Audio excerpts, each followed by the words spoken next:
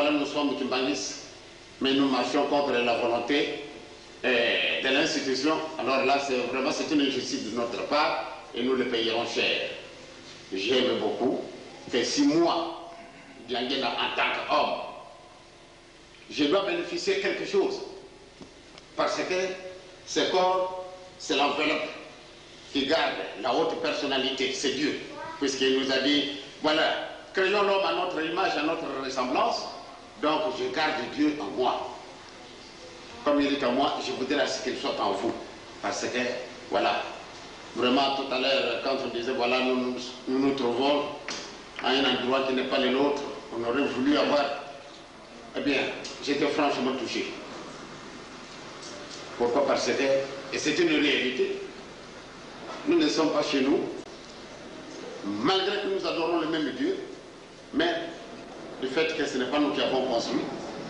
Et puis d'ailleurs, on nous prend pour des gens qui sont tout à fait contraires à leur réalité.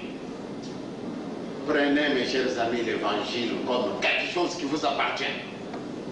Il ne faut pas le considérer comme quelque chose d'importation. L'évangile, vous devez le prendre comme le vôtre. Vous allez voir comment nous allons vivre à l'avenir. Aujourd'hui, nous connaissons beaucoup de difficultés, mais rien n'est dit et que nous resterons les mêmes. Donc, vous devez être corrects. Suivez-nous aveuglement. Et nous n'allons pas vous enfoncer dans les trous. Vous serez d'ailleurs contents. Peut-être vous souffrez beaucoup, mais vous êtes la lumière et la lumière ne vous permettra pas de marcher dans l'obscurité. Donc, marchez sincèrement tout en suivant Papa Simon Kimbangu et il est devant vous. C'est mon travail de tous les jours, que je me trouve n'importe où, quand vous faites votre prière. Moi, je suis un pauvre homme, je dors sur mon lit et je dors profondément. Mais celui à qui vous vous adressez, il détient beaucoup de privilèges que nous autres, les humains, nous n'avons pas.